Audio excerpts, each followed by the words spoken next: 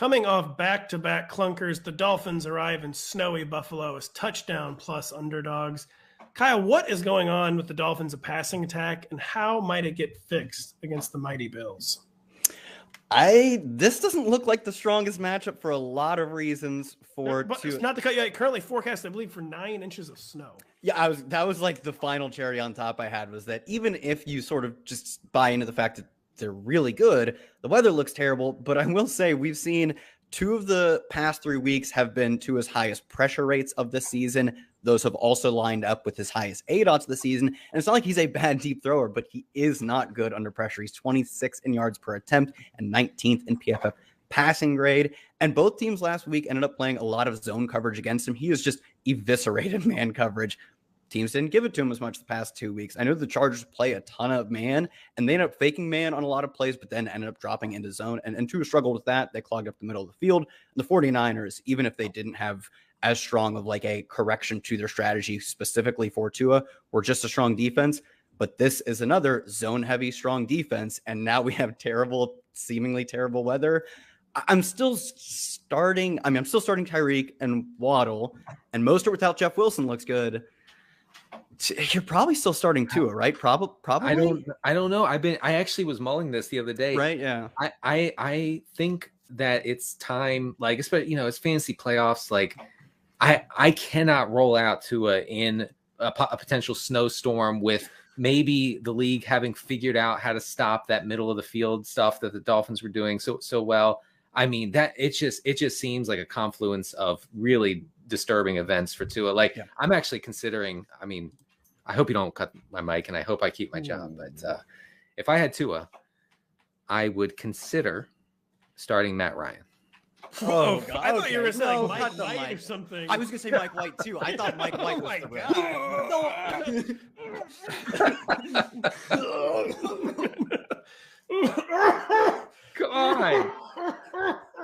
It's a good environment.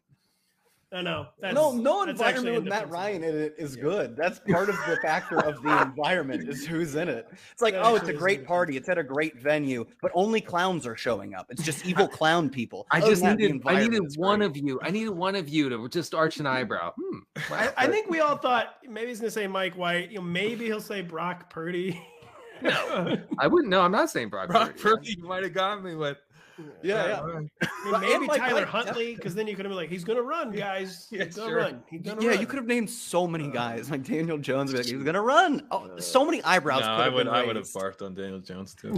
This is much worse. Yeah, I was gonna say I don't really think you can bench Tua because of. I knew the replacement options were bad. They're not as bad as Matt Ryan. Yeah. All right. I don't really think you can bench Tua still, but. Wow. Yeah, the lawyers. My phone's just blowing up. Like they're in a state of shock. The holidays are getting close. From the record, Denny. Yeah, they're actually banging on my door. So the holidays are getting close. They thought they were going to finally get some times with their family, and this is. Sorry about that. This is what you do. Kerrane, you had the correct dope on the Bills' backfield last week. Has anything changed between James Cook and Devin Singletary heading into Week 15? We have a dog in the. We have a dog for the audio here. Listener. Kerrane's dog, Murphy, which one is it? Murphy was really interested to the point where his nose was into Kerrane's ear. But you understand it because Kerrane had totally the right read on the back. He wanted to see what's going on in this brain, Because I nailed it so good. No, I actually don't really think I nailed it. James Cook had a 41% snap share last week, which is just 2% lower than against the Patriots. So, yes, he only had 5 touches, but he was out there, in line with what he flashed. Now, he didn't build on that. So, some skepticism there, but that did come through. But I don't know if we need him to necessarily be out there for 50% plus of snaps if the Bills are aggressive in this game. And there's a path to him seeing more playing time if Nyheim Hines goes away. He saw his snap share decline from 31% to 17% last week. If Hines goes away, it should open up more receiving snaps specifically, which would be very good for Cook. The Dolphins are much stronger against the run than the pass. I think under normal weather conditions, there would be no doubt that the Bills would be going very aggressive to the passing game in this matchup, expecting Tua to put up points on the other side. Maybe the weather screws that up, but I still, it's It's the Bills. Like, they're not afraid of the weather. No. So I think we'll still probably see a pass-heavy script here from the Bills, and that helps out Cook. Denny, I hesitate to go back to after what just happened. But, give me a chance at redemption, please. I'll give you a chance at redemption by updating the Dolphins' backfield. Jeff Wilson, they called him day-to-day, but as of Thursday, he's yet to practice. Seems all but certain to sit against the Bills. Leaving the backfield, Raheem Mostert, who was seemed like he was wearing down before they added in Jeff Wilson. I guess the backups, maybe Myles Gaskin. Like, what do we tell people about the Dolphins' backfield? Well, really, it's only interesting if one guy gets most of the work. So the split leaves so little for both guys that if Wilson is out, then Mostert becomes interesting. But otherwise, I think you need to look elsewhere. I don't, game script, I don't think sets up well at all for this team. And also, this is a team, one of the few teams that passes when they're ahead. So even if game script did go well, there's a possibility they still wouldn't run it.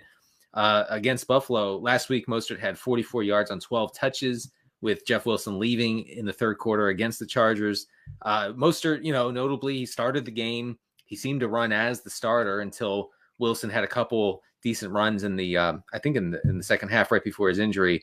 But neither of these backs are really involved in the Miami passing game.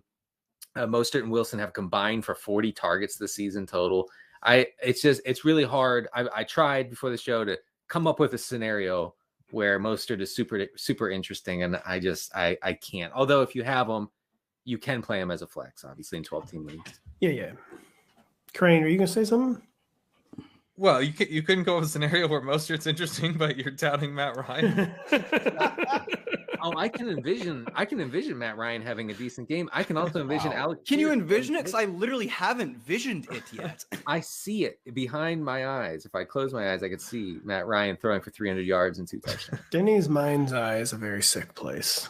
A troubled, tortured place. Before we get off this game, does anyone want to defend Gabe Davis, or is that just over? He runs a lot of routes. Yep. Look, it's so bleak, man. Boy, does that guy play a lot of snaps with Josh Allen. Yeah. That's how. Yep. Points per route leagues, he's wide receiver 1. He's Chris Hoganing very, very hardcore. Yeah, I mean, he's the ESPN's open score. I was looking at that the other day. He's like the 4th worst open score in the league. Man, he got hurt early in the year. His ankles. Don't with this. He got hurt stuff. No, he's never the same. He'll be roaring back in 2023. By the way, I just want to point out now that we're talking about open score. Julio Jones and AJ Green are the 2 lowest in the NFL, which isn't that kind of perfect, Remember they came in the same year. They're the 2 stars of that class. Now they're the 2 worst receivers in the league. Life comes at you quite quickly. Really, really does. Comes at you quite quickly. Kerrane, the kids call that preying on their downfall, as they'd say. No, I'm happy that they're reunited. That's all. Oh man, you could be happier if they're reunited anywhere other than dead last. Yeah, come on, man. Listen, the vibes are off with what Kerrane just said. That's all. They are. Hey, it's Matthew Berry from NBC Sports and Rotoworld.com. Just want to thank you so much for watching what you just watched, or at least being too lazy to click out of it after the autoplay just kept it going. So either way, thank you so much for just letting it scroll by your screen. And now I'd like to ask you respectfully, please subscribe to the NFL on NBC YouTube channel for the latest NFL news, fantasy headlines from Rotoworld, and betting analysis from NBC Sports Edge.